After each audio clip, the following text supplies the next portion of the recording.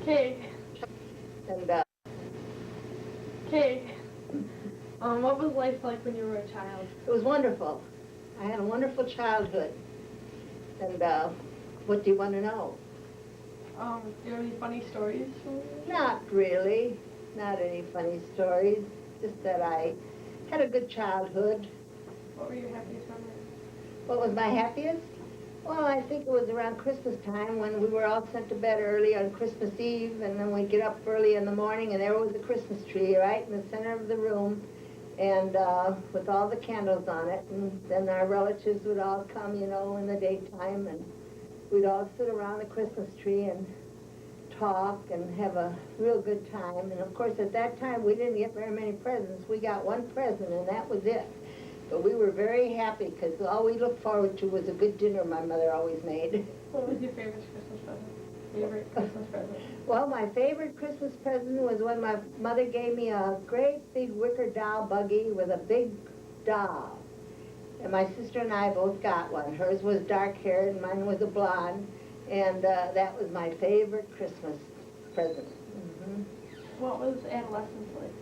It was very good, very good. As it was in that time, everybody was poor. So we all had a good childhood. Hmm. How old were you when you got your first job? I was only, 15, I think, because at that time our life kind of changed. We moved in with my uncle, and it was out on a farm, and he didn't believe in girls going to school, so we couldn't go to school. After I graduated from grade school and went to high school for about a year, and that was it. And then he wouldn't let us go, so I got a job. And I got a job as a cashier in a barbecue stand that they had at that time. And it was a Pingree barbecue stand on 14 in Crystal Lake. And that's where I worked for a time. And then after that, I was a nanny for two little children down by the Crystal Lake for a while. And I was only 17 when I got married. Okay. Did you grow up in this area? Well, I came in this area when I was around close to 15, Where about were you 14 and a born? half. I was born in Omaha, Nebraska. Oh, I didn't know that. How many children did you have? I had 4 children, What were 2 their boys names? and 2 girls. One, well, there was Rita and Dennis and Judith and Robert. What expectations did you have for them? Well, I had good ones. I always told them, I said, I wanted them to do more than what I ever did. So they all accomplished what they wanted to do. Hmm. And my one daughter, she's my daughter that puts on the Nutcracker at the Opera House. Go to it. At the Opera House every Christmas, and she has a large dance school in Crystal Lake, Judith Follander. So, and all my other children did very well too. My one son, he's a State Farm agent in McHenry, Illinois, and then my Rita, well, she always wanted to be an actress, but she gave that up to become a mother. And my other son, I don't know really what you call his business. He's a surveyor. Oh. Mm-hmm. Yeah. What was life like after your children moved out? After we were what? After they moved out? It was great. It was real nice because I was close by and I could always see them when I wanted to. Okay. Did your life turn out the way you expected? Yes, really. Because I always wanted to be a mother and have children. And I loved cooking and having, a lot of people around all the time. Hmm. And my children, they all had a great time. Because we had a great big garage, and they used to and we had screens there, and we'd put the screens up in the summertime. And then they'd have plays in there, and they'd have a crowd. They'd have full house. It was a great big garage. They'd have full house, and they'd decorate it, and then after that, the play, they had it for a day and In the afternoon and evening, they had so many people that came. And it was all boys and one girl. They said they had to have Judy because if they didn't have Judy, they wouldn't get nobody would want to come. But they put on a great play and looked for themselves, and then they gave the rest to a mission. Cool. What are some fun stories of what your kids did? Well, that was one of the main Yeah. things that they did, Yeah, they were all good kids. I never had any problems, thank God. Outside of, problems that you would have with, Yeah. little things. Mhm. When you look back at your life, what did you like? Well, I liked it when I had all my children and they were growing up, and in the summertime when they had all the enjoyment around, our home. And it was, that was, my life was my home, and it still is. I love my home. I'm happy in my home. Mhm. Did you dislike anything? No, not really. If I did, I can't think of what it would be. Would you have done anything differently? Well, if I would have had, if my folks would have had the money to send me to school, why, I would have liked to have been a nurse. That's what I always wanted to be. Mm-hmm. And I was, many years ago, you could be a practical nurse without any license or anything, and I was a practical nurse for two old ladies. And the one old lady I was scared to death of.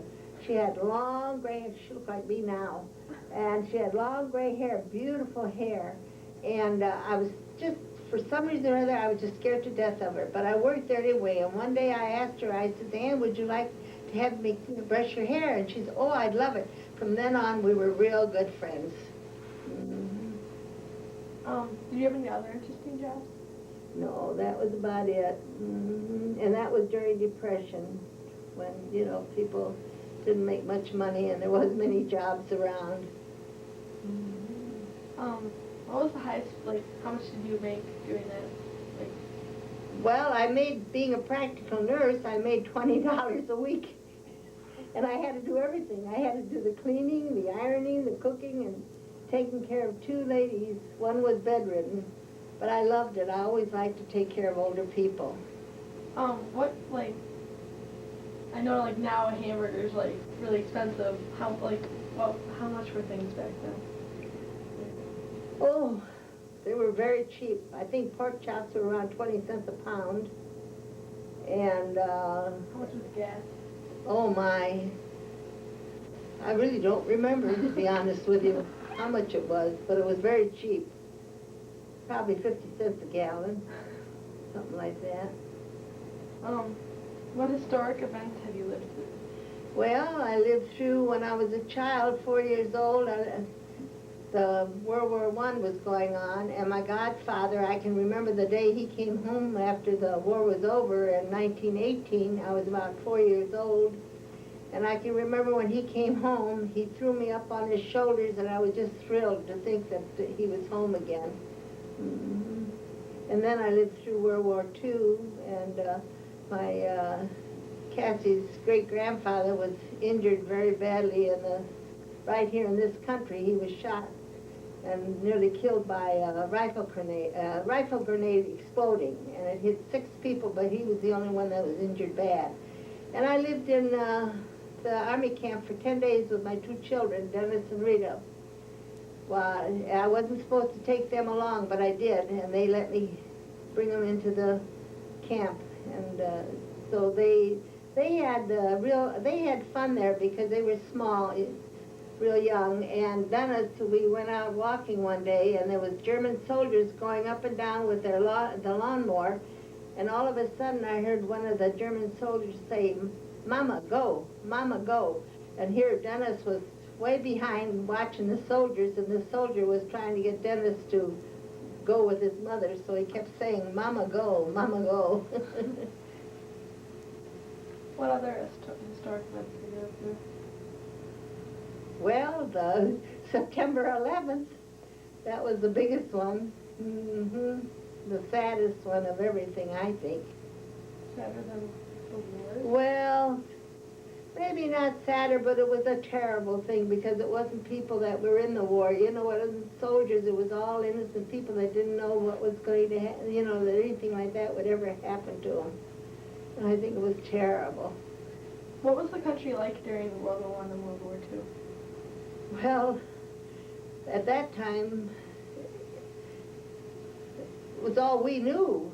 So, you know, it was sad. It was, people didn't have the money they've got now. And sometimes I think it was better because the children, they weren't as spoiled as what they are now.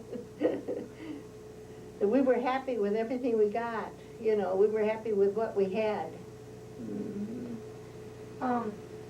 What were some of like the crazy trends or anything that like the different trends, like fashion maybe? Well, we never had that much money, and I never was one for going out and spending a lot of money on a lot of things, so I always had nice clothes to wear. And I always, we always liked to wear, like, say, shoes, have real nice shoes and a purse and a hat, and we liked everything to match at that time.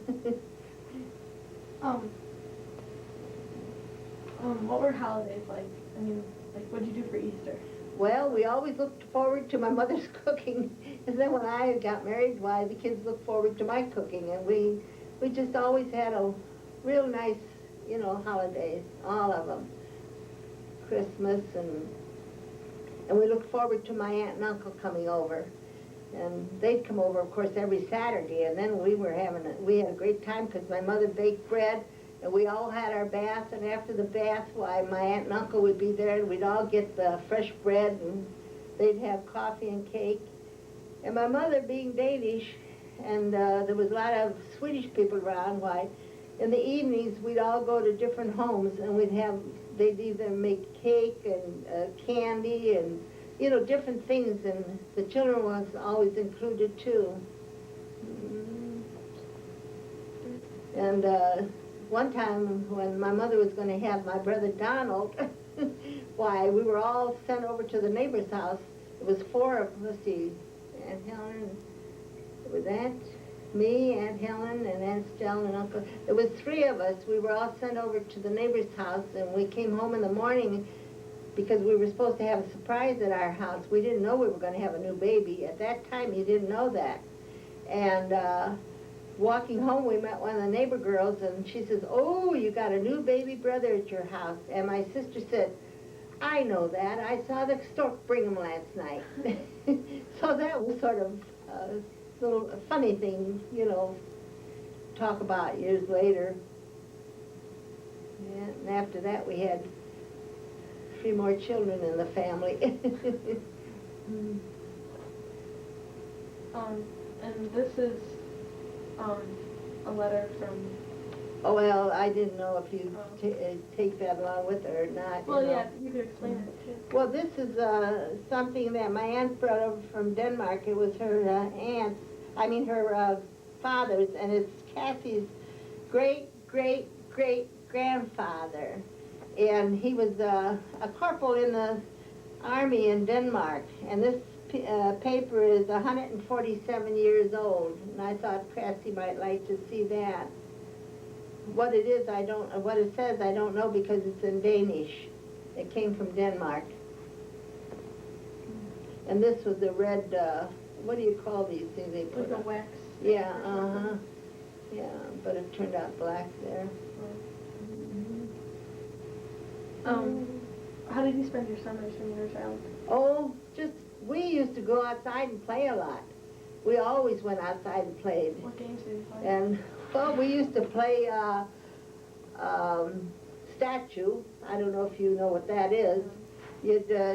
One person would hold your hand and swing you around, and whatever way you fell, well, that's the kind of statue you were. And then, of course, they played kick the can, and then we played ball, and we did a lot of things. In the wintertime, we had a great big place across the street from our house, and that was, we called it dump, but it wasn't a dump. It was down real deep, you know, and it was down a hill. and the city used to fill it with water in the wintertime, and the kids could go ice skating. And they had a great big log burning all the time down there, and there was a man down there watching the children all the time. And I wasn't very old at the time. I can't really remember how old I was, but anyway, my sister and I, we went over there, and we had a stick, and we would poke in the ice, and the man wasn't close by, so we thought, well, we'll go out on the ice. So we poked it, and it seemed like it was all right, so I walked out first, and I fell in.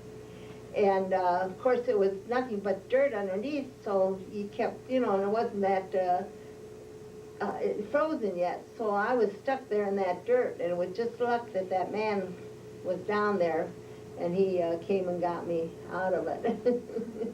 Of course, my mother, she didn't get after me, she got after my sister. She was a year older than I. Did you take any vacations? No, we didn't know what, well, we used to go to my aunt's house. Where did she live? She lived in Plattsmouth, Nebraska. And she lived on a farm, and we'd never, the first time we ever went on a farm, I was about, 11 years old, I think. And the farm kids took us out in the field, and the cows started coming towards us. And when they came towards us, I started running, and I wouldn't stop. They tried to stop me, but I ran right through the barbed wire fence. And my aunt had just made a new dress for me, and when I got in, she says, they call me sister. She says, sister, what happened to you? You're all full of blood, and I didn't know it. And here the barbed wire fence, you know, had ripped the dress off, and so it had cut me. So that was an experience, my first experience on a farm.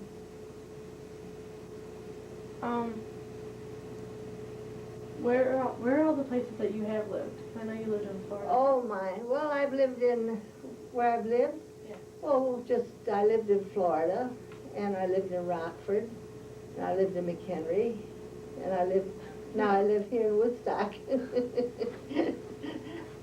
Where is your favorite place to live? Rockford, Illinois. I like Rockford. I don't know why, but I just do. I lived there many years ago. So, then I had that real nice condo over there. Anything else? I don't think so. Your husband was in the war, right? Yes. Which war? World War II. What was that like? It was terrible because that's when he was almost killed. And he was in hospitals for almost 2 years before he ever got home. So, and with 2 children, I couldn't, be with him. I had to be home with my children. But I was in the camp there for 10 days. And if it wasn't for the Red Cross, I wouldn't even have known he'd been hurt. They didn't expect him to live. And that was on a Sunday, and the Army was supposed to send me a telegram, and it got pushed to the side. And so if it wasn't for the Red Cross, I would never have known that my husband had been injured. But the captain said, well, he says, we'll fix that. Make sure nothing like that ever happens again. That's it. Pretty much. It is. Yeah. Yeah. I didn't have too interesting a life. Seems interesting. Well, thank you. Thanks for letting me interview you. Oh, you're welcome, No, my it had to dear. be on videotape. Huh? Even though it had to be on videotape. Yeah. So, will I be able to see that? Yeah. You can. Good. Now?